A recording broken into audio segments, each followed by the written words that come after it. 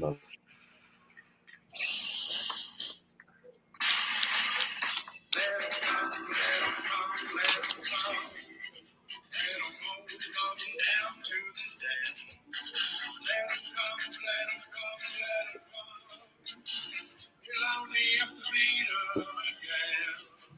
It's the best team in London, no, the best team of all.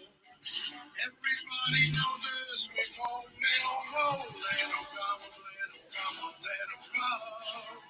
Let them all come down to the dance. It's Saturday, Congo Lane, we've all come down to cheer. We've had our Philly deals and our glass of beer. Come rain or shine all the time, our families will bring. And in front of the pitch, everyone will sing. Let them come, let them come, let them come. Let them all come down to the dance. Let them come, let them come, let them come. It's the best team in London, no, the best team of all. Everybody knows us, we call Millwall. Let them come, let them come, let them come. Let them all come down to the dance. It's Saturday, Congo Lane, we've all come down to cheer. We've had our silly deals and our glass of beer. Come rain or shine all the time, our families will bring. And as the lights run on the pitch, everyone will sing. Let them come, let them come, let them come. Let them all come down to the dance. Let them come, let them come, let them come. We'll only have to beat them again. It's the best team in London, no, the best team of all. Everybody knows us, we call Millwall. Let them come, let them come, let them come. Let them all come down to the dance. Let them all come down to the dance.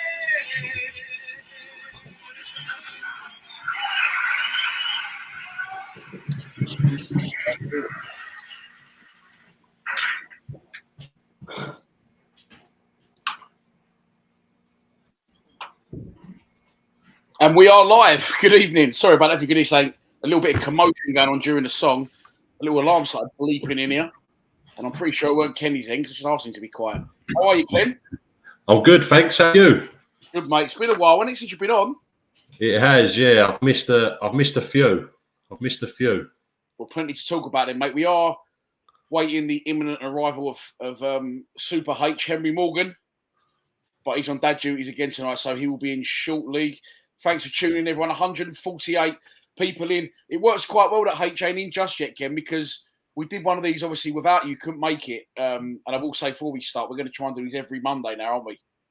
Because Mondays are good for you. Yeah, so good for me, mate. Recruitment, and it's winding it back a little bit, but while we're waiting for him to come in, our recruitment so far, what do you make of it as a whole?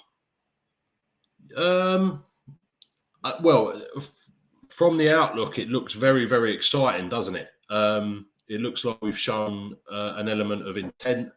It looks like we're going for it. There's a couple of things. I mean, if we're going to go on individuals, we're going on individuals or just we'll do on the after, recruitment? yeah. We'll do after, yeah, definitely. Okay. Yeah, okay. So recruit. Oh dear. An element of intent. Secret. Hello, mate. You back in? Yeah. Got me? Yeah, you're in, yeah. Yeah. And if you look at it as a whole, you've got to say that you're quite excited with who's come in the door. That I would say I'm excited with who's coming. Yeah. I think that, as we always do, we do things slowly, we do things softly, a subtle approach, we do things gradually. And I think you see teams like Cardiff have brought in 10, 12 players. I think, as we've seen under Harris before, that could be almost too much. And I feel getting Afobe back was key, but then also we've tweaked it in other areas in the right way. We've not gone mad. We've bolstered up. We've definitely bolstered up in the midfield, that's for sure. Plenty of midfielders coming in. But talking about players individually, the first signing, Fleming through the door, record signing. Unfortunately, I've nicked your quotes a couple of times. I don't know if you've seen other shows I've done. Yeah. But what you said on the group chat made perfect sense. So let's talk a little bit about the Bermondsey Bergkamp Yeah, I'm excited about Fleming, but I'm not excited about him right now. I think that he can be a brilliant player for us.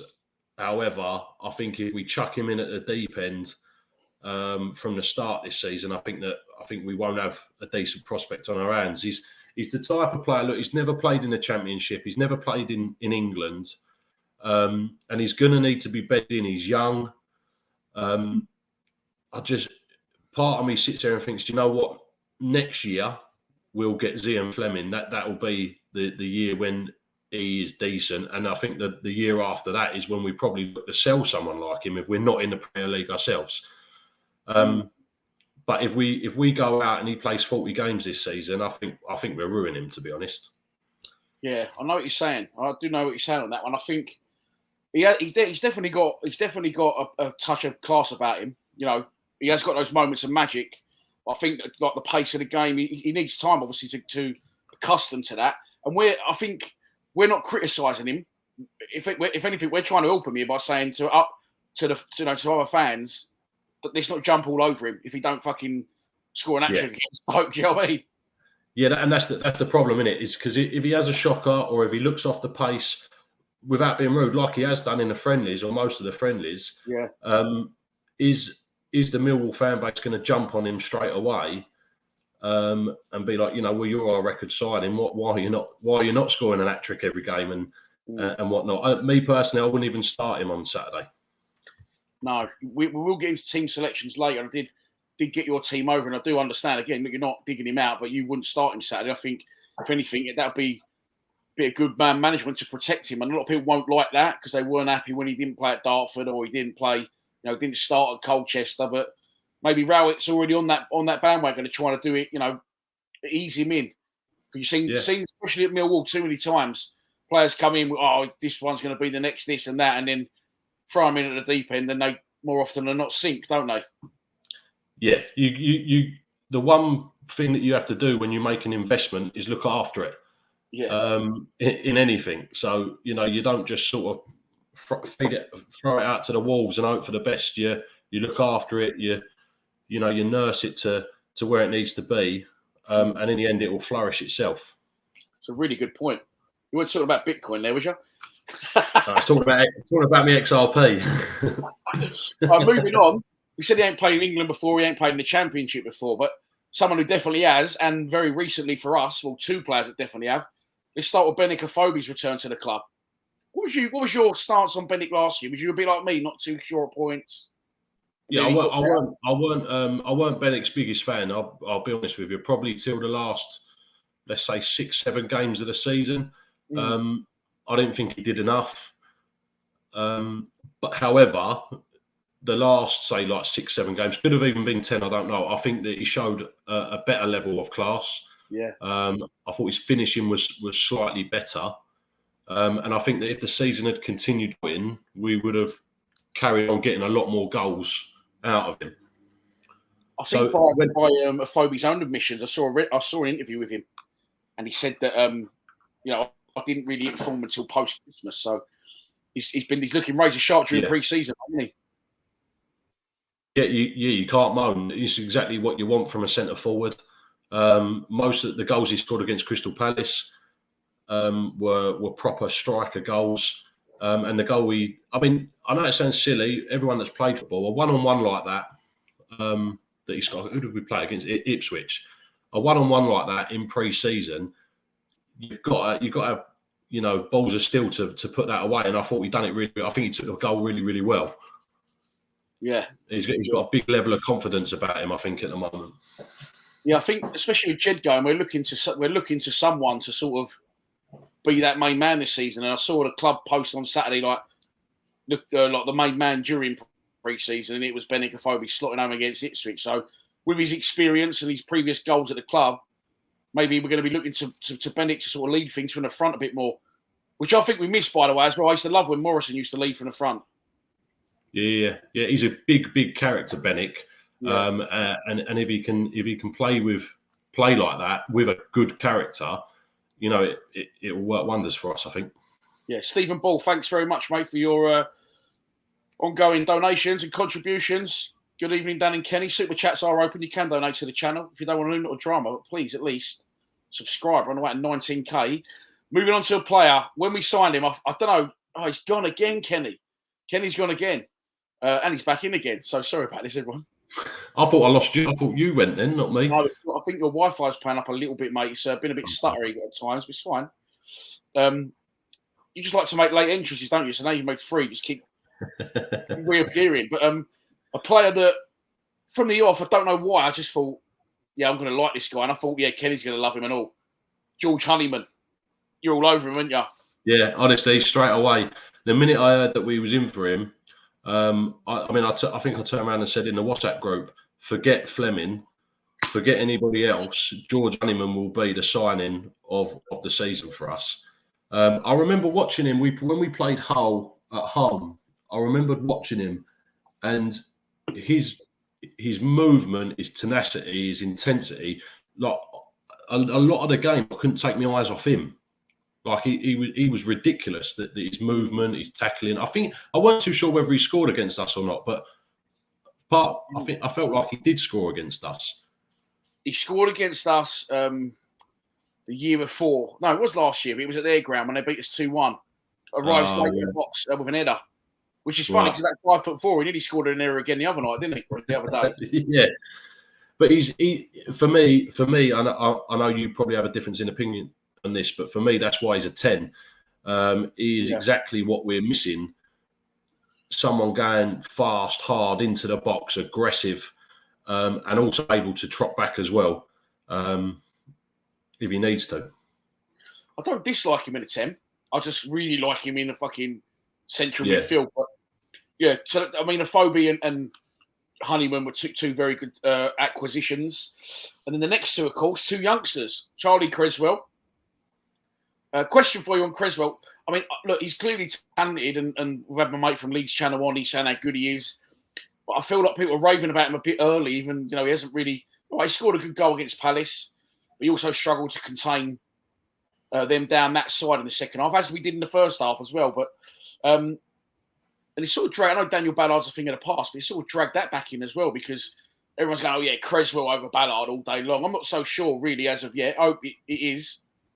But what do you make of the signing of Creswell on a season-long loan?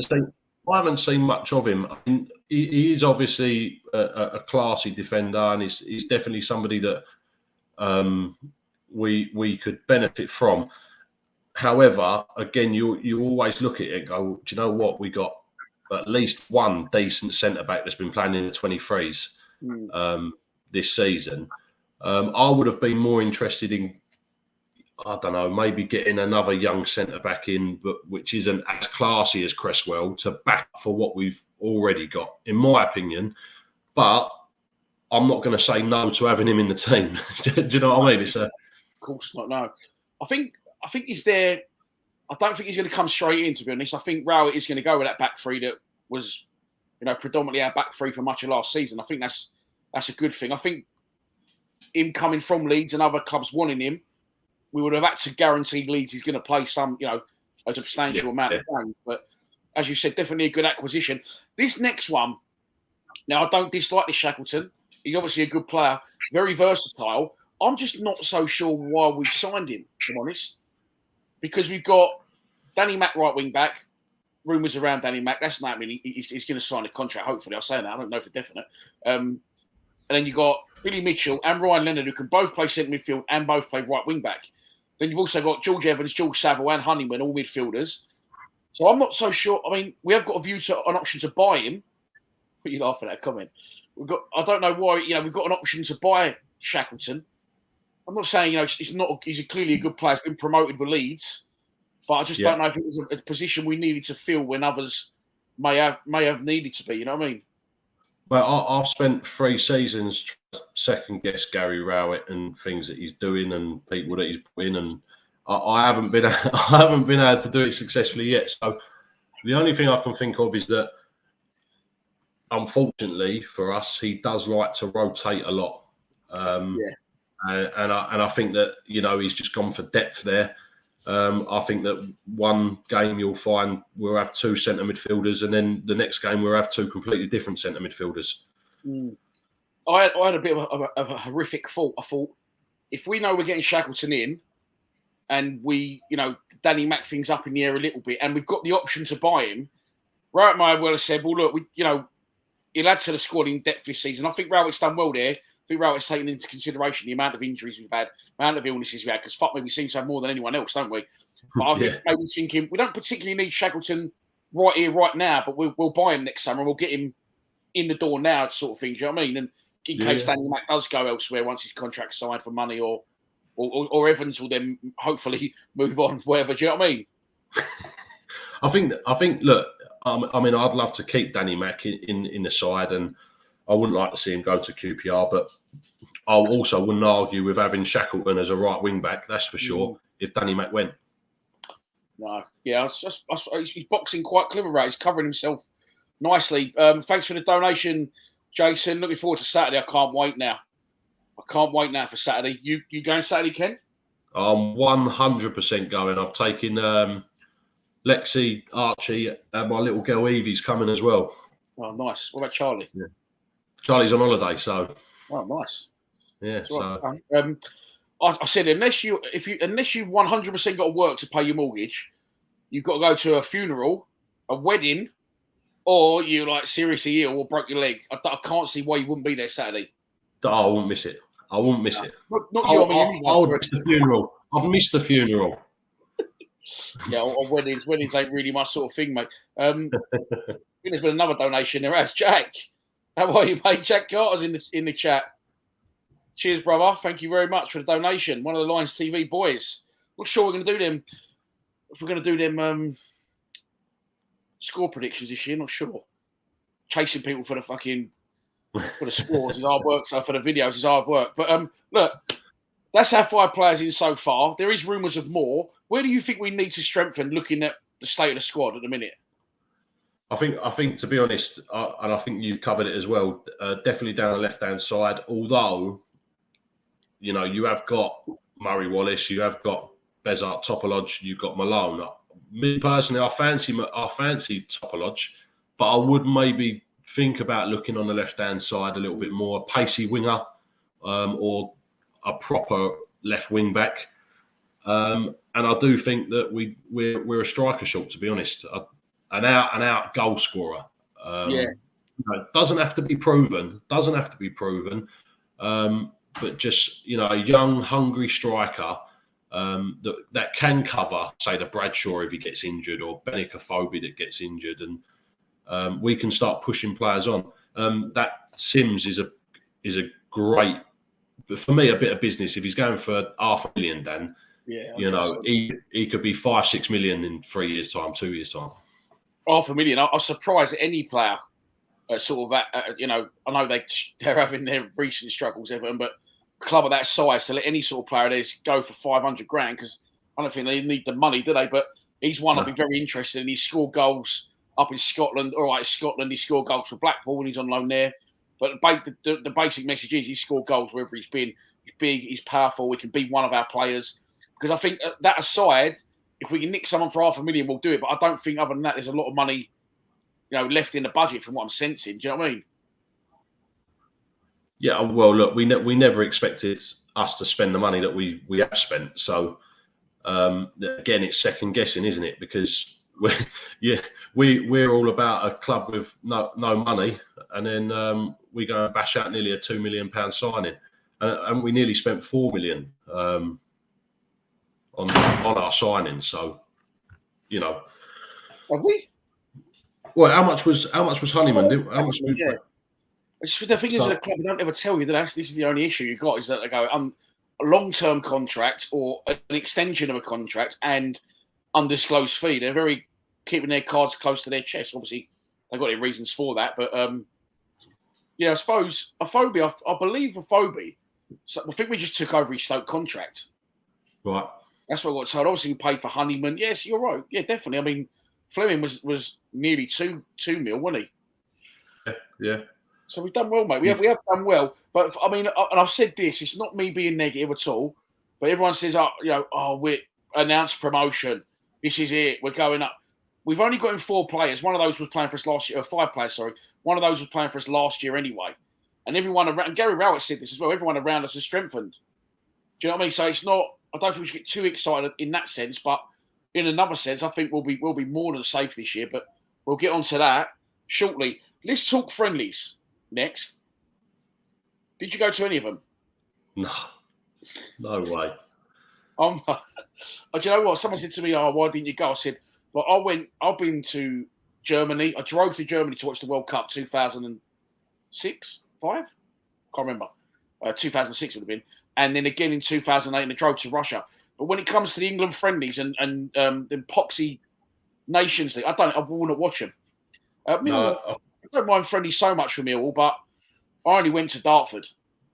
Have you watched any of the games though, aside from not actually being there? Yes, I watched the Palace game. I watched the Hammarby game. I watched the Ipswich game. There was one more, wasn't there? I watched like the last 20 minutes of the Colchester game. Yeah, the Colchester game. I think I watched the last 20 minutes. So look, I'm the same as you on friendlies. I would have gone to Dartford if it was on a Saturday. The last proper pre-season I'd done, in Ireland when we went and played Shamrock Rovers and people like that. There is talk of next year maybe going back to doing the return leg with Hammarby. That'd be decent. But let's talk Palace first. We said we want to be entertained, on any given day, let alone in a friendly. Do you think it's strange that our best performance in pre-season, we conceded 5 goals? Because I come off the back of that Palace game. I was actually really excited. Yes, well, you know me, I like to put a negative thing on everything. So that's why we're waiting for everybody to turn up. Me and you together, it's a dead show, isn't it? Yeah, look, I think that we played a not very fit Crystal Palace, just getting into the swing of things. I think that if we played Crystal Palace now, I think we'd probably get our asses handed to us, to be honest. But I don't think we could have taken anything out of that game. I don't think we can take anything out of any games, really, other than... we're going on Palace, aren't we? Yeah, I wasn't impressed with Palace. I mean, if you look at the goal we scored, where it came from the back, it was Evans with a crossfield ball. That was my mistake. Then the touch from Danny Mack, Honeyman, little flick on, Ryan Leonard cross in. I'm like, wow, we look super fucking sharp considering it's the first game. So put a goal, 7, 8, 9 passes together and finish off. Sorry, Ken, just really quickly. Thanks for tuning in, mate. I have fired into Barry Howells on Facebook and he hasn't come back to me. So if you could set me up, if you could DM me and set me up with getting in contact with him, I could get him on our show. But thanks for tuning in. Much appreciated. Sorry, Ken. Yeah. And then what we've in the last couple of seasons, we haven't stopped scoring from set pieces for our own fault, but teams have cottoned on a bit and sort of stopped. And that was a massive threat for us. We scored 2 set pieces, and I was like, fucking here we go. 4 goals against the Premier League side. Do you know what I mean? There were some really good goals that day, wasn't there? Yeah, there was. This is the thing. You can't moan about. Oh dear, man's just trying to have his Magners, and his co-host keeps losing his reception. Sorry about this, everyone. We are still awaiting the fashionably late arrival of Henry Morgan. But yeah, let's talk a little bit more about Barry Howells. So Kenny's back in. He was really good, wasn't he? I remember Barry Howells scored a hat-trick up at Derby away. It was over Christmas one year. It must have been around 2004, 2005. And, of course, he scored that goal at West Ham as well. So I'd be really interested to get him on the show. I did fire in. Kenny's back in. The fourth coming. Sorry, mate. That's all right, mate. It happens. New internet, so... Oh, so new internet. Tomorrow morning. Yeah, fucking get on to Broad, whatever they're fucking called. Yeah, so yeah, some really good goals. I mean, I've missed that there as well. Fucking Fleming's goal.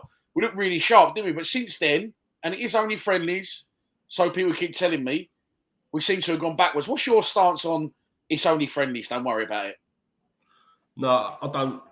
Look, I think that we'll see a different performance on Saturday to what we have seen over the last few friendlies. I'm hoping. However, friendlies are not just friendlies. No. Look, well, you can do it at any level. My under-10s team that I run, we've been playing friendlies all throughout.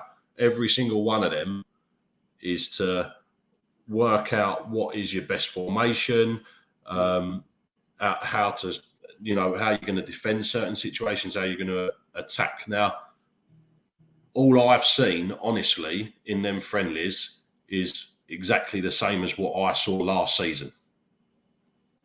In my opinion, and people have always turned around and said, "Well, we've got a solid defence."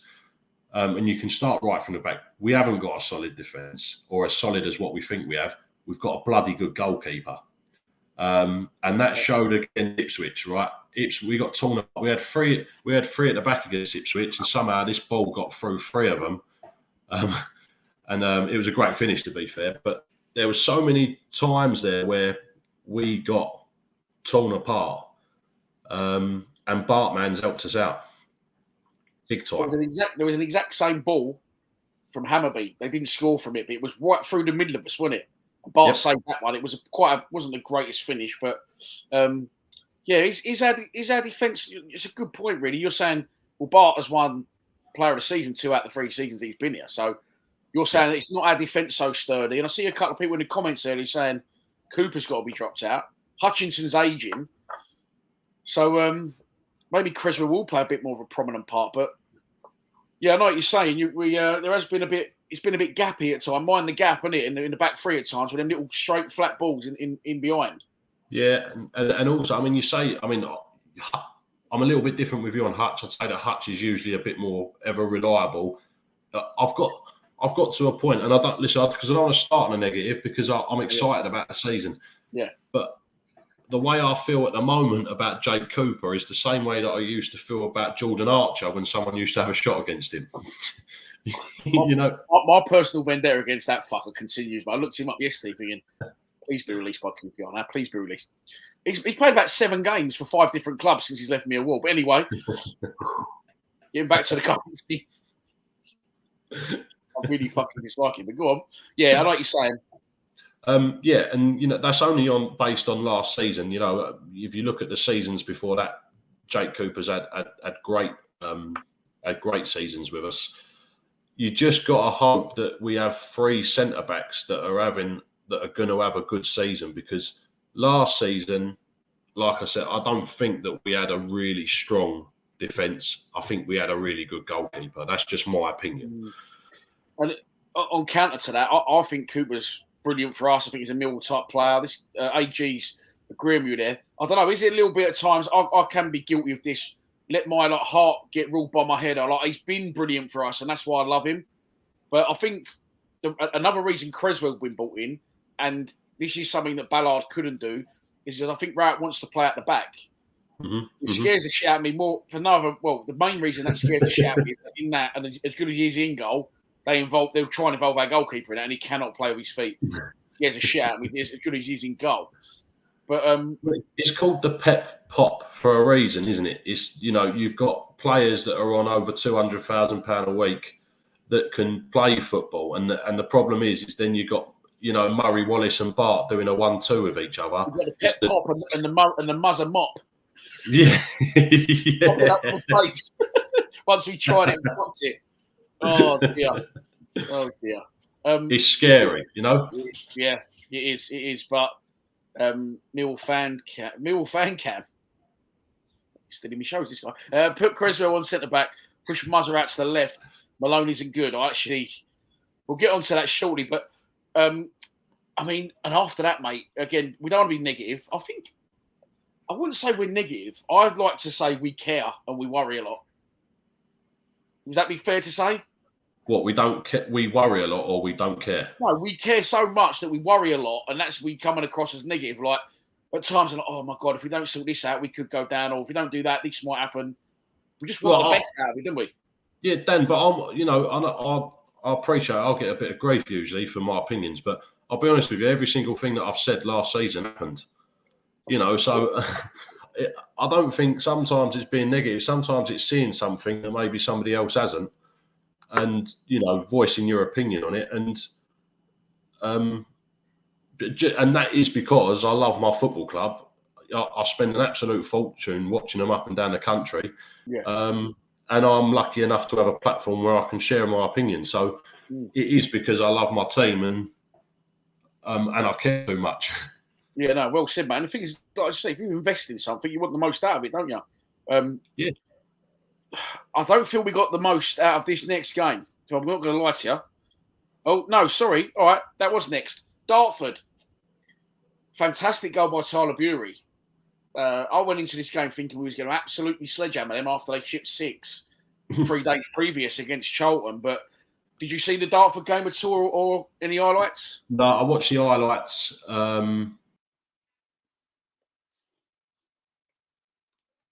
You watch the highlights, and here he comes again. He's back in. Yeah, I watched the highlights. I watched the Tyler Bury goal. Great finish. We haven't seen him since, have we? I didn't think Tyler Bury would even get to this level, if I'm honest. So he has got moments of brilliance. He does seem very confident in that 10, and I do feel like he's going to get used a lot more in that role this season. Which is, for me, again, is weird because Jed's left and now we start playing a 10. You know what I mean? Whereas we left him out on the right-hand side and didn't really use a 10. A couple of times last season. But Bury can be very in and out. So I'm not sure where he's going to go from there. Go on, mate. I'm not his biggest fan, Dan. I think that if you're going to play someone like Tyler Bury, then you should play players like Isaac Alafi more, Hayden Muller more, Alex Mitchell more. And I think that players like Isaac Alafi and Hayden Muller would benefit the team a lot more than Tyler Bury. So that's a really good shout. Yeah. I think Tyler Bury, I'll be honest with you, I think we play him more because for the same reason why we started playing Zach Lovelace is because you need to. Yeah. He's been banging him in, by the way, Lovelace, for the only for the Rangers under 23s, but he's been scoring like a couple of goals every game for them. But that's a really good shot because Hayden Muller, mate. Hayden was in and around it. Hayden was in, and to go and get Shackleton when you've got, Hayden's actually a centre back, but yeah, with Alex Pearce leaving, I thought that really was going to pave the way for him or Alex Mitchell to come in. Gary Rowett's confirmed this week that Alex Mitchell's going to be going back out on loan, which I think that will benefit Al. But Hayden is nothing against Hayden, but where he was during COVID to where he is now, he seems to be slipping down the pecking order a bit. And I think you're right. If you're going to get Bury around it, then why not have Alafe around it? Alafe was actually, this is the only worry I've got with him. He was injured the other day. He had a tight hamstring. So he missed the game against Ipswich on that basis. But Hayden, definitely, you're right, mate. I don't understand why we're not. And that's a really good shout for you. I didn't consider that option. That, because as soon as he done well, didn't he? There was rumours of Brentford and the enemy winning him and stuff like that. And I know for a fact that's why Lovelace was involved. That's why they got, because they wanted him in that shop window. They wanted it bit us in the arse a bit because he went to fucking Scotland. And then the compensation's not as much. But yeah, good goal from Bury, another one from Afobe. And in this, this was honestly, and this is negative, I can't say anything other than this, one of the worst games of football I've ever seen in my life. I was actually saying in the stream, I was actually asking in the live stream, I was asking people to leave. I'll say, come on, look, let's just go, because I wouldn't be sitting here if I weren't hosting it. Did you watch Colchester at all? No, so I watched like the last 20 minutes of the game. And I went onto the WhatsApp group, and when I put a message in, I think I woke everyone up. They weren't impressed, that's for sure. I'm going to say it again. It's screaming, and I know again. I don't want to keep being negative because I want to start this season on a positive, but. That them games have screamed last season like we haven't learned anything. Yeah. In my opinion. I don't know. And hopefully, we'll go out Saturday and we'll get proven wrong.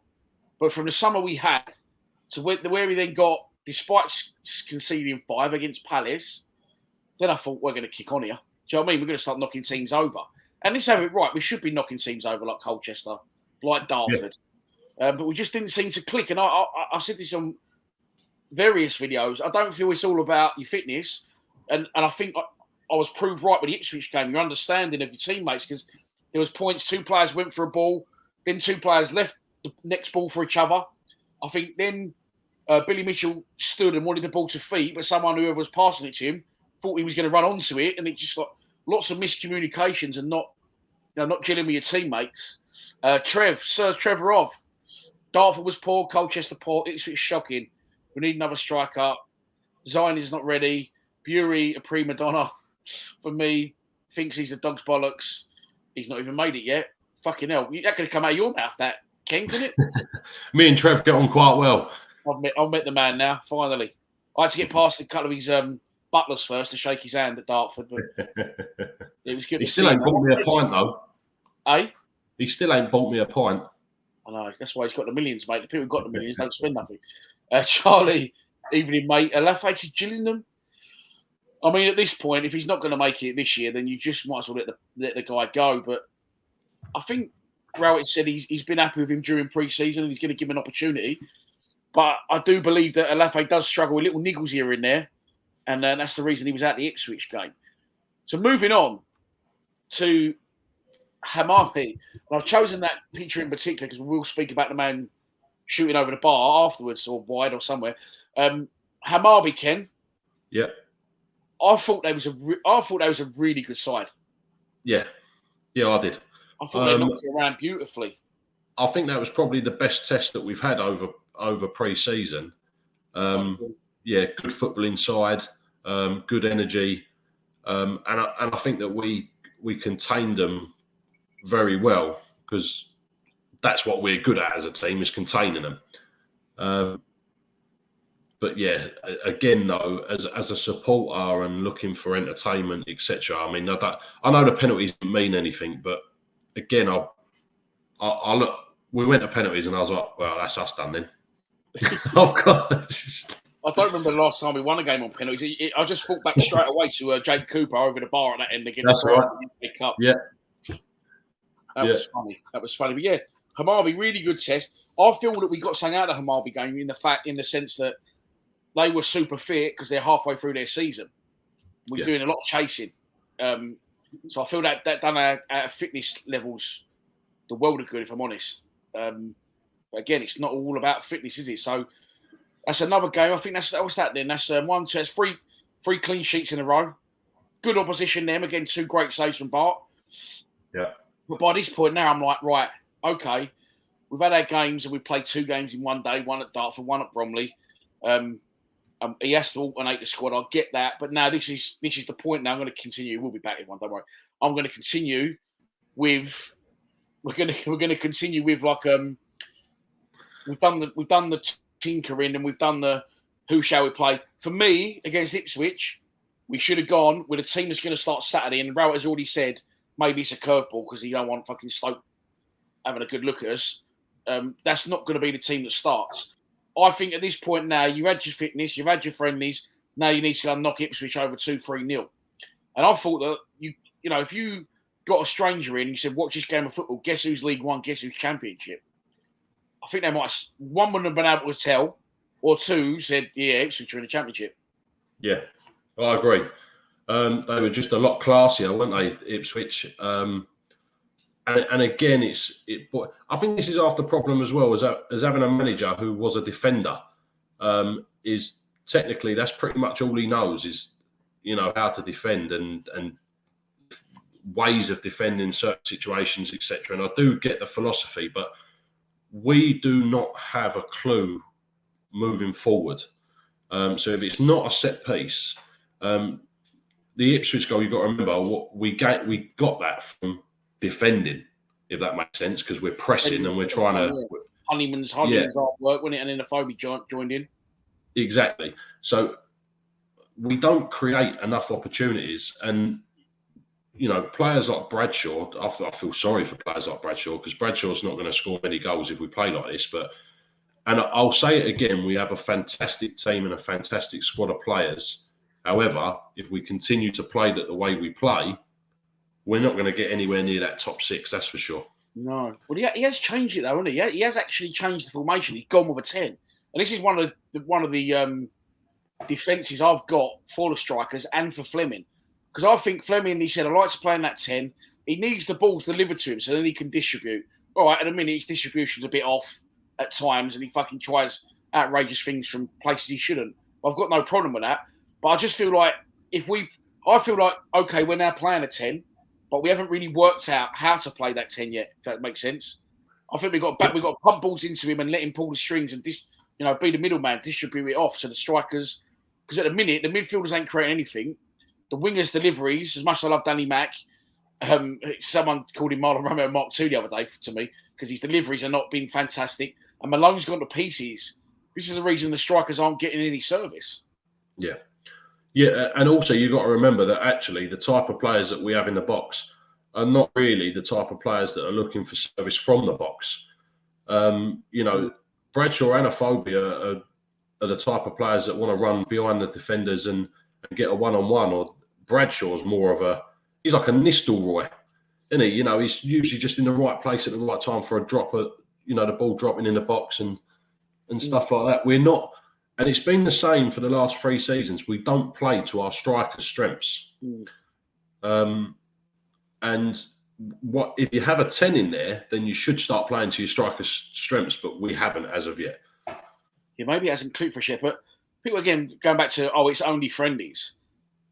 If we haven't sussed out how to play the 10 in the last 4 games, for me, what's going to change in the next 5 days to make that click?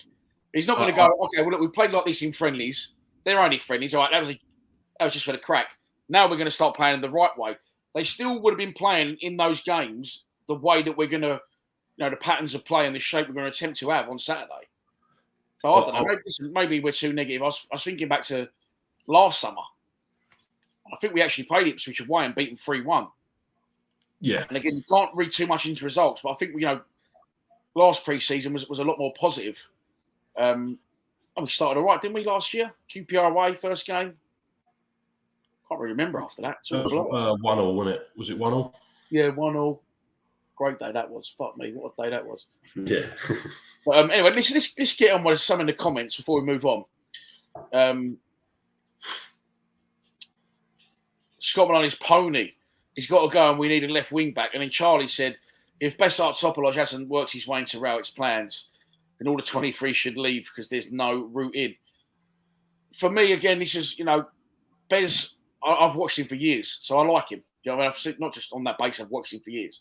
He's come through and I always sort of had my eye on him. And I've told this story before. My best mate didn't like him, but liked Dan Moss, and there was a little bit of a running joke between us. But Bez has done really well. He's got a great left foot, can defend, he's got pace. He can actually play centre-back as well. He plays left side of centre-back a lot. I thought he was really good against Palace. And then really good against Dartford. And then he hasn't really had a look in since. Do you know what I mean? Where are you with this Scott Malone situation? Because I think he's gone, mate, if I'm honest. I think he's completely gone. Yeah, I agree. The problem is you have patches with Scott, don't you? And the problem is the one person that actually he used to play really well with was Jeb Wallace. And you're not going to, who else is he going to find to play well with that? I want to go back to the defence mindset that you mentioned. Yeah, it's just clicked in my head that we don't have, or somebody's put in the comments about an attack-minded coach. Isn't our coaching staff for the first team and the under 23s? Gary Rowett defender, wasn't Barrett a defender? Scott Fitzgerald, he was a defender, wasn't he? Paul Robinson, defender. Yeah, so you haven't got any attacking stuff there, so that explains a lot. But sorry, Scott Malone, he's gone, and he was gone halfway through last season. I mean, if you disagree with me and Kelly, let us know in the comments because maybe we're sounding negative, but I think that's a position we definitely need to strengthen. But he will score a worldie then. He will score a worldie in the next 10 games. And then that's what keeps him now. Yeah, fair point. People saying thoughts on Creswell. So I'll put this question to you, Ken, just rewinding it back a bit.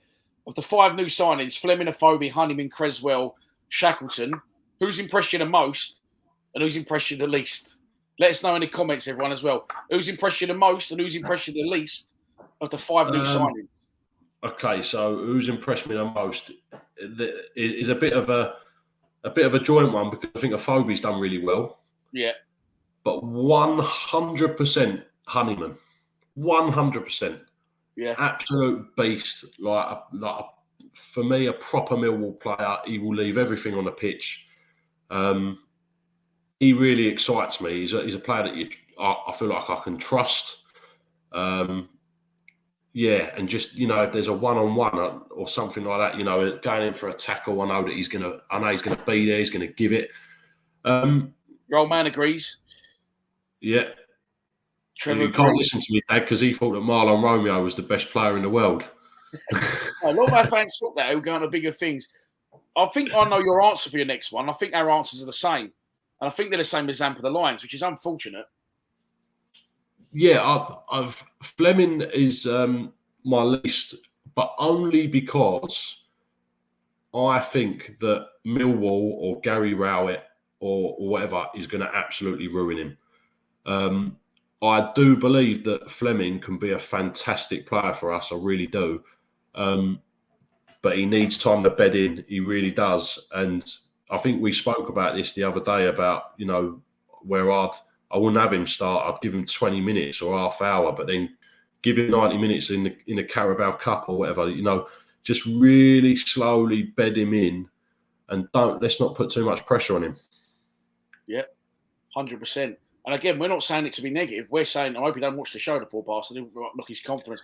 I've heard he's very confident. And what I do like about him is when he'll try something outrageous and I'll go, fucking hell. Like Jeb Wallace-esque almost, you know what I mean? Yeah. Don't come off. He don't care, mate. He just does it again the next time, do you know what I mean? So we like him. Of course, he's our record signing, wanting to succeed, but we think manage it in the right way. That's what Chris is saying. Fleming needs time, new country, new club. He needs to bed in. I couldn't agree more. We couldn't agree more on that one, Ken, could we? Yeah, no, 100%. And do you know what don't help him? You know, if we bought him for 150 grand, no one would care less. Yeah, very true. But I did say something as well. I said, he's our record signing, yes, but let's have it right. We ain't got no dough. And in this grand scheme of football, that is absolute chicken feed. Man City probably pay their physio more than that, £1.7 million a year. Do you know what I mean? Yeah, you're not wrong. Yeah, he will come good, though. You see, he's not going to be an Uwe Fuchs situation because he's got a bit about him. That goal at Palace was superb. So I think if he's on the bench Saturday, it wouldn't bother me. And I would hope that everyone else would see that as a good management move rather than, why has he fucking bought Fleming and not started him? Do you know what I mean? Yeah, 100%. I mean, he'd get some points off me, Rowett, if he didn't start Fleming. I think that for me on Saturday, I don't know what it is. We'll get onto this shortly. I've got a feeling, my own personal opinion, for some reason, something keeps nagging at me saying we need to go with experience on Saturday. We need to go with experience. I don't know why, but just something's telling me in my mind that we need to go with experience on Saturday. Let's have a look. We're jumping ahead a bit, but we'll talk. I asked you earlier to send in your team for Saturday, and oh fuck, I can't find a graphic. Hang on. It's definitely there somewhere, mate, because I fucking edited it earlier. Right. I asked Kenny to send me in his team for this Saturday's game. That's not it either. That's a Hammarby lineup. Oh, dear. Right, I have found it. Oh, no, it won't be there, will it? Sorry, everyone. Lost my idea. I've got it. Right. This can happen live. So I asked Kenny to send me in his starting 11, which he chose for Stoke on Saturday. And there it is. Do you want to talk us through it, Ken? Yeah. Well, as you can probably tell, I've definitely not got Malone in there. I think that probably more than likely the back three is going to be Cooper, Cresswell and Hutch. Hang on. So, yeah, unless he does go with Malone, then I think that he's got a big choice to make with that back three and putting Murray Wallace into it. I think that probably one of the most impressive players over pre-season, I'm going to have to say it, has been Ryan Leonard. As you know, I've rated him and said to you that I think he's one of our best centre midfielders when he's not injured. So he gets to go in there with Shackleton because I think Shackleton is an absolute motor. He's an engine. He's calm on the ball. He can push forward. He can get back and doesn't mind a tackle. Honeyman put in a 10 because for the main reason of exactly what he did against Ipswich, putting that pressure on, relieving the pressure of Bradshaw or Afobe having to drop. And I know Bradshaw hasn't done well over pre-season. However, feed the Bradshaw and he will score. And Bradshaw and Afobe linked really well the last part of the last season. And I think you have to keep going with it. Yeah, it's a good side, mate. So that's the side that you would pick, yeah? Yep. I'd like that. Mine's not far off that. I won't reveal mine today because I'll do my preview show on Thursday. And by the way, in case you don't know, we are doing another live stream. Well, I am doing another live stream on Wednesday with this guy, Benjamin Bloom. I laugh because that's the first time I've ever put myself in a thumbnail. And I hate YouTubers that put themselves in thumbnails. But apparently it can really fucking like help your views. So I was like, oh, cringe. Well, I had to do it. Couldn't take £10 off myself though, like in the edit. But looking at Kenny's team, I like what Kenny's picked. I'm not far off that personally. I don't think he'll play Creswell. That is what I would do, what Kenny's done. But I don't think Rao would do it. I think he's got Scott Malone fever, and he'd have to play Scott Malone. He won't be able to help himself. Midfielders, I agree with Kenny. I think you've got to get Leonard in there, 100%. And I don't know. As much as it pains me to say it, I think Kenny again. I agree with what you're saying. It's a proven formula, isn't it? Benik Afobe. Yep. And Tom Bradshaw, 24 goals between them. What can you say? Like we will say again, for his own protection and his own development and protecting our asset, let Fleming start on the bench. I don't know where Fleming will be with that. Maybe his confidence might be a bit hit, but Stoke's going to be a very, very difficult game, especially now they've signed someone who I would have loved to have signed in Dwight Gow. Let's wait and see what this week brings. What do you make of like how you never know what's going on behind closed doors, but how slow we've done our business? I feel like we've taken our time over it, and I feel we're now 5 days away from the season, and we're still a striker short. We have said we're still getting it's not just us thinking we're a striker short as fans. Raul said we're going to get someone else in. Have we left it a little bit late, or is that can that not be helped? It's one of them things again where it's second guessing, isn't it? It's I'm sure that he's got a load of things under his sleeve. That it doesn't just happen like that, does it? If you're going to sign a striker, we could have already potentially signed one, but it's now that it takes a week to do the paperwork or whatever it is, and there's not usually just one choice there, is there? There's usually a couple. So, we have to trust in Rowett. We trust for the start of the season, and see where we go afterwards. Go on, mate. Sorry. No, sorry, mate. I was just I think the biggest talk in this comments is Billy over Mitchell over Leonard, and let's not go too deep into that, please. But I like them both. And I love Honeyman, but I prefer Honeyman as a centre mid. Maybe I can grow to love him in that camp because, again, people were saying Bennett. As much as I love Bennett, unfortunately, someone said, he'll be injured by fucking 3:05 again, which I hope he isn't, but it's not impossible, is it? No, I agree with you, Ken. And you said a couple of weeks ago, Leonard's got to play, and I said, well, Ken, wait, listen. Leonard, yes, but when he first came, he was terrible. He worked his way in. He started doing really well under Rowett, and I always say that's some of Rowett's best work.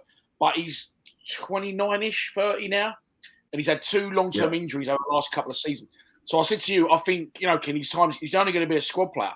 But I'll hold my hands up on that one. You was right. I think he's been brilliant in pre-season. I think he's definitely forced his way into the manager's finger. I think on the basis of what I've seen pre-season, Leonard's got to start somewhere in there.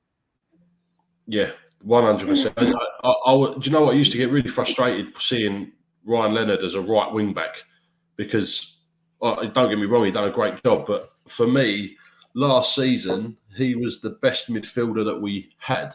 Fit or unfit, he was, or injured or uninjured, for me, he was the best midfielder. And if he was fit, in my opinion, he had to play in that centre midfield. And it goes to show, actually, because from midfield, he created more assists than Saville and Mitchell and Evans and Kieftenbeld.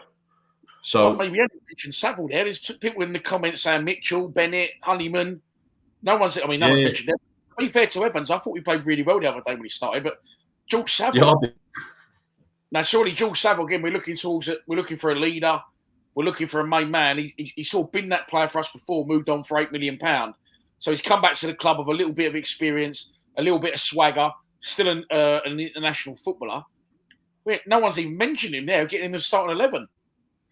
No, and actually, to be fair, I think Saville's definitely come on a lot better than when we first signed him. I think he seems to get better game on game. But I don't know. Again, he's not the 10 that he used to be, is he?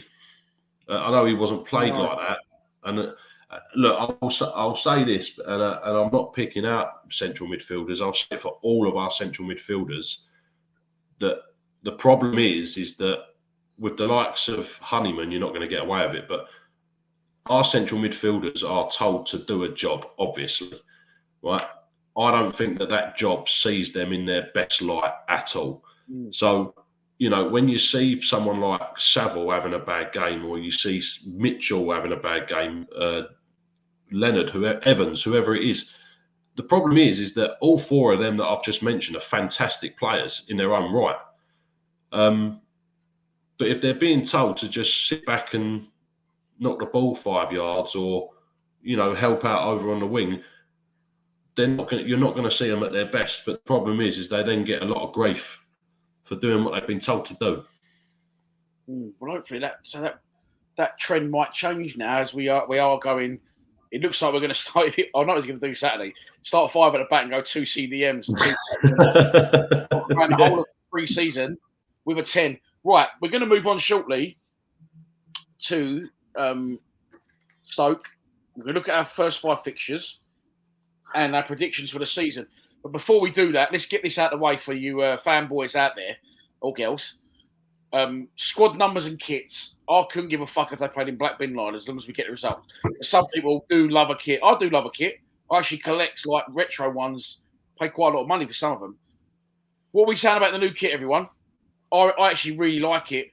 And for the people moaning that there's a bit of red in it, is what I said on the group chat. One of the boys, know your fucking history. Because it's exactly the same as the 1987-88 kit. We can't play in blue, and all 3 kits. We have to switch it up. I really like the kit, Ken. What do you think? I think it's sexual, mate. Hummel are fucking absolutely on fire, mate, aren't they? They've got some great kit.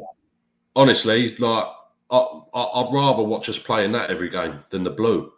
I'm not, I just might contradict myself. Not over fucking really bothered, but the home kit's all right this season. But this is an absolute beauty, in my opinion. I do really like it.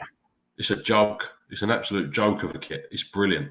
Like, to be honest, I don't usually buy the kits, but if I was to buy a kit, that would be the one. Yeah, I don't think I'll be buying it because I don't fit in it, but I'll definitely be tapping up centre of picture and right of picture for a fucking match world one. I know that much. For my new display, if I ever get it. Right, okay, that's the kit done. Let me know what you think about the kit in the comments. Moving on. Bradshaw, if you want to donate a kit to the channel, just let us know. That means I'll get it to the channel? Yeah, unless he sends it to Kenny. So you want the kit? You don't want the channel to have the kit, right? That's fair enough. I know he does want to know. His missus tagged us on Instagram, didn't she? She's an absolute 10 out of 10. But anyway, that's another story. Right, I am now looking for a graphic. And here we are. I've found it. Okay, so first and foremost, I suppose we should start with, before we look into the first 5 league games, the opening league games. Stoke at home. What's happening Saturday, crowd-wise, atmosphere-wise? What are you doing? What's your day's plan? Are you going to be driving back to Seven Oaks with your shirt off, swinging it around the window, thinking, let them come? Are we going to beat?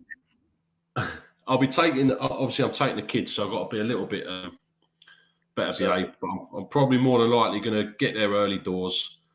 Either go to the Windsor or go to Harry's Bar for a couple. And usually they do some really decent music, don't they? Around the side of the Cold Blow. Well, by the way, I saw the comment earlier.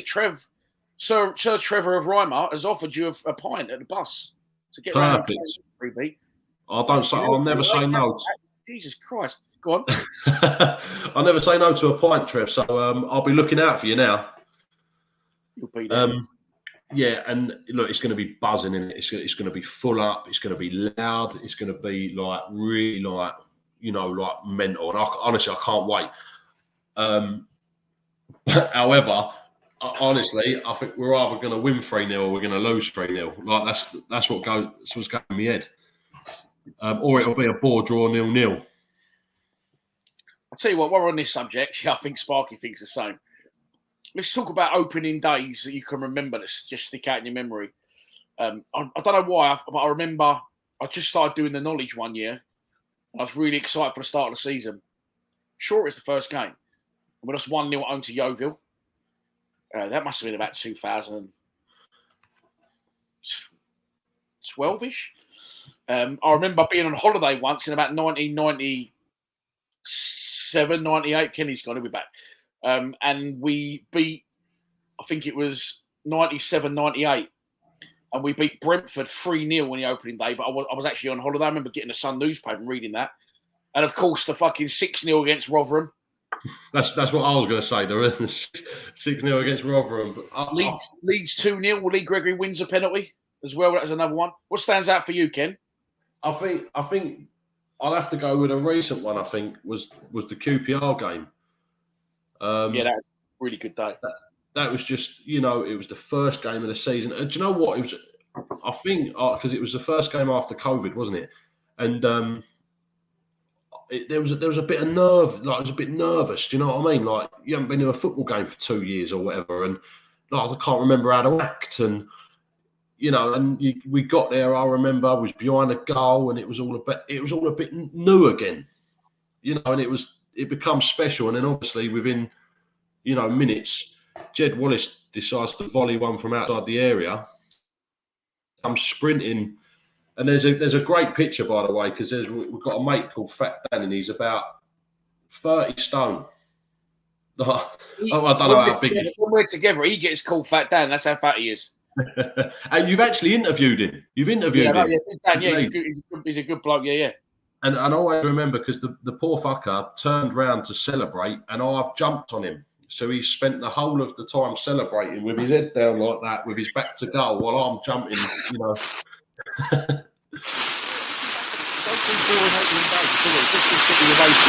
that one. I do remember that 4-0. Oh, that was when we got promoted.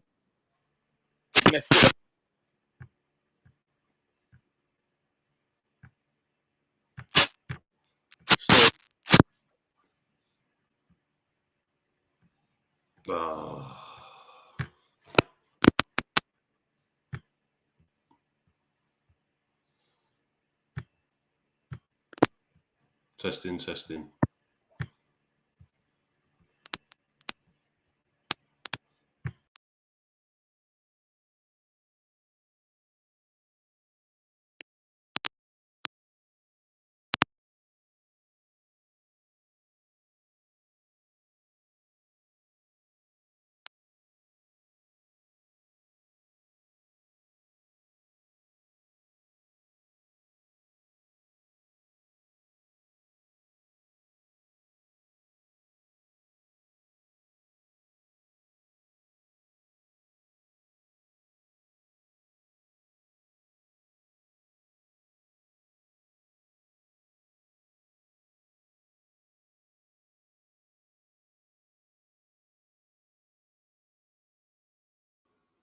Right.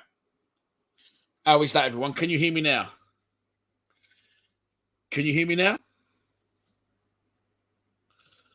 Sound's gone. Paid my broadband bill. Ken? Hello, mate.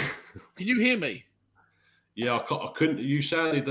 It sounded like. It was like. Oh, yeah. The people in the stream said that. Yes, but I've sorted it now. The picture's fuzzy. Dave Clark said. Sorry, Dave. It looks crystal clear to me. We are having a few technical difficulties tonight. We do apologise. This is the problem with live streams, unfortunately. I'm right down. I'm actually in. I can actually see the sea from where I'm sitting. So Wi-Fi isn't the best down here at Rye Harbour. I've got to tell you that much. By the way, okay, Steve Morrison. How weird is this, right? So this is how weird this community is, but I love it. Steve's been in the chat for a long time. Okay, gives me a bit of shit. Don't mind it. It's all in good. You don't go too far. We have a laugh. On Saturday, he's making out he's Steve Morrison. On Saturday, someone's in the stream making out they're Steve Morrison. Someone was making out they was you, Steve, on Saturday, and they got too much. And I fucking had a pop at him. I said, no, you can fuck off. And I blocked him. Because he started saying, like, being personal. Says about one of my kids or saying, like, your kid's got a box, has he, or something. So I said, no, fuck you. That's you done. Steve Lee's messaged me and said it wasn't the real Steve Morrison, obviously, but it wasn't our Steve Morrison either. So he's now got someone intimate, like making out the you, Steve. So welcome back. But that was weird. Well, okay. Yeah, he was a nightmare. John, you was fuming with him. But there you go. Right. We're back in. What was we talking about? Predictions for Stoke. Win or lose 3-0. We've had lively opening days. All right, let's try and wrap this up now by just looking at our first 5 games of the season. Millwall v Stoke, we've covered. Cambridge versus Millwall, I'm not so fussed about it. Let's focus on the league. Yeah. Sheffield United. If we beat Stoke, I think we could take a huge fucking crowd to Sheffield United. Coventry at home is definitely winnable. Gary Rowett's actually come out in the press and said he's not happy about our opening fixtures there because Swansea we've got on a Tuesday night. And then 3 days later, on a Friday night, we're like literally you couldn't go further away, could you? Like South Wales to the east coast of England. And Rowett's not too happy about those fixtures, Ken. What are you saying about these first 5 fixtures and what you're hoping to get out of them? Yeah, I think you're right. I think the first game of the season is a big telltale for us. Like, you know, if we beat Stoke, are you there? Mm-hmm. Yeah, if we beat Stoke, then I think we, like you say, we will take a big following of Sheffield United. And actually, we usually have quite a good, we usually get a good result out of Sheffield United, don't we? Or at least a good performance. Yeah. You should be turning over teams like Coventry. And look, I'm going to be honest with you. You can moan as much as you like, but these boys get paid good money to play football, and it don't take 3 days to get to Norwich. Right? I think I think it's the travelling. I think it's more in the prep. It's probably not even worth going back to London. There is it? No, it's not. You know, but that's what you do. You know, you I don't know. You have a rest in Swansea for the day, and then you travel. Look, Dan, we work all week, and then we drive up all the way up to Huddersfield. And then we come home and then we have to spend the day with our family. And before you know it, we're back at work and we don't get paid 10 grand a week. So, you know. Tell you a story, actually. It just popped into my head. So I grew up with a guy, played football. He's a really good side. And so he used to play for Arsenal. His name is Jamie Day, okay? And I went to watch him play on a Saturday morning once at London Colney with my old man just to like show our support. And at London Colney's training ground was Newcastle. They were training there, and it absolutely blew my mind. I'm like, why are Newcastle training? I'll tell you not the story. Kenny clearly doesn't care. Why are Newcastle training at Arsenal's training ground? It absolutely blew my mind. It can happen, can't it? Because I said, well, they're in London and needed training ground. Arsenal will let them use their facilities, and they'll return the favour later on in the season. So, like you said, it's definitely doable. But what are you saying about these first 5 fixtures? You going Sheffield United? I'm not sure. It's debatable. I don't have a vehicle now that can get me up there. So, a what? I don't have a car that can get me up there. I've only got to work. So, well, I'm driving, but I'm probably going to stay up there. Funny enough, I went to book the juries in the other day. I didn't have a bank card. It was 85 quid, right? Look today, it's 217 quid. Oof. It's a fucking limit, isn't it? Ridiculous. But I'm not going to stay there now, obviously, but I'm going to stay up there. So if you're more than welcome to jump in. I love Mad Mike's enthusiasm. Win, draw, win, loss. I mean, look, we predominantly start seasons not fantastic. Points-wise, Kim, if we put it back up on the screen, out of a possible 15, how many points would you be happy with in them opening 5? I'll go 8 points. Straight down the middle, pretty much, yeah? Yeah, go for a win against Stoke, a draw against Sheffield United, a win against Coventry, a loss from either Swansea or Norwich, and then a draw out of one of them. Yeah, I'm going to go Stoke draw, Sheffield United draw. Yeah. Then beat Coventry, that's 7. Swansea is a difficult one to scope, and you've got to say you're going to lose against Norwich if you're honest, don't you? So, tough start, but there is no easy games in this division, as we know. And finally, John de Govar, good evening, mate. You've led us nicely onto it. Predictions for the season. Where do you see us in 9 months, 10 months' time? I'd love to say I see us in the playoffs this season. Be honest. We all would, but where do you honestly think we'll finish? I honestly believe we'll finish mid-table at best. I know that's negative. However, that's not.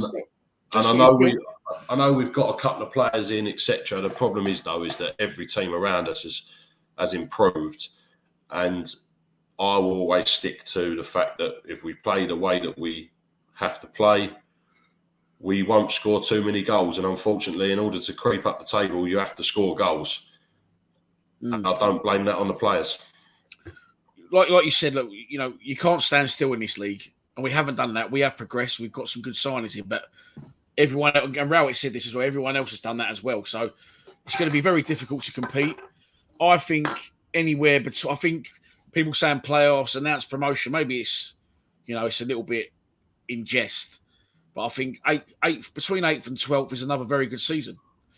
And Benjamin Bloom says something very interesting actually. He did a championship predictions 1 to 24. I won't tell you where he put us to finish because he's coming on the show Wednesday, but he said Millwall again will progress, and they're now.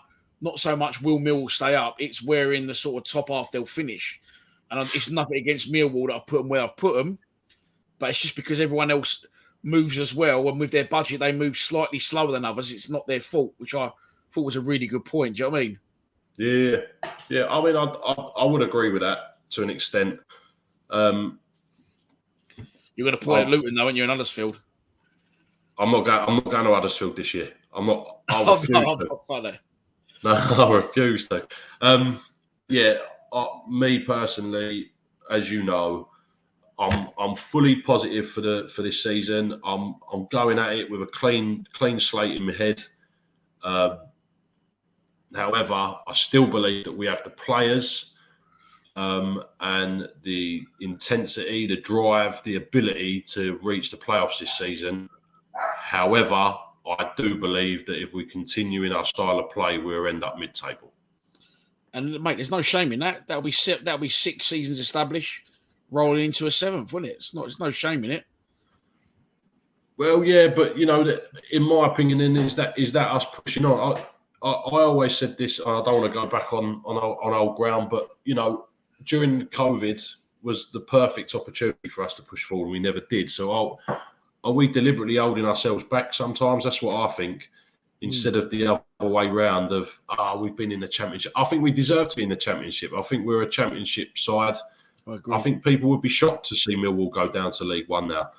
But I also don't think people would be shocked to see us in the playoffs. Jose thinks so. Got to build on last season. Yeah, I know what you're saying, Jose. This is the thing, other clubs move as well. I think this year, the league's going to be a lot stronger than it was last year. I mean, look at the teams coming down. Burnley have been in the Premier League for a good 10 years. Watford and Norwich are always up there. Sunderland are a big club. They've come up. I don't think they'll get to where they need to this year, but I don't think you'll see them go down again. I think they'll only build on that now. Do you know what I mean? So it's going to be very, very difficult. Right, before we wrap it, I'm just going to say, all the things at the bottom of the screen you might want in your life, or you might not, but I'm going to tell you anyway. You can get 15% off all Terrace clothing when you put Lions TV as the code at checkout. That's everything forever. Wednesday, me and the Bluminator go at it with our championship preview. looking at where we'll finish, how he thinks we'll fare, etc., etc. And we're also doing memberships now on the channel. And basically, you can click on the join button icon on our home screen, and there's going to be giveaways. There's going to be wallpapers for your mobile phone if you want them, etc., etc. One of the first giveaways is going to be to come in the executive box for Reading at home. All free, all on me, pie mash beers, whatever you want. But that'll be for members. But there you go, Ken. Thanks so much, man. I really enjoyed that. It was really good. And if anyone wants to listen to this back or watch it back, it will be available on Acast, Apple, and YouTube. YouTube tonight, the other two tomorrow now probably. But sorry, I don't do shit like that often enough. Like let people know what's going on or what they can get if they want to rewatch shit. So there you go. But it's really good, Ken. I really enjoyed that. The two of us done all right about H, didn't we? I think he could be sacked. Yeah, well, we might have to sack him off. I don't know what he's playing at, but and we're going to try and keep this every Monday now, aren't we? Yeah. Every Monday. So what we'll do Monday, we'll come in. We'll look at obviously our game against Stoke, and we'll have a little look at results elsewhere, etc., etc. Yeah. Yeah, sounds good to me, mate. Nice one, Ken. All right, thanks for watching, everyone. And if you haven't already, please subscribe to Lions TV. Go on, Ken. Come on, you Lions. Meh.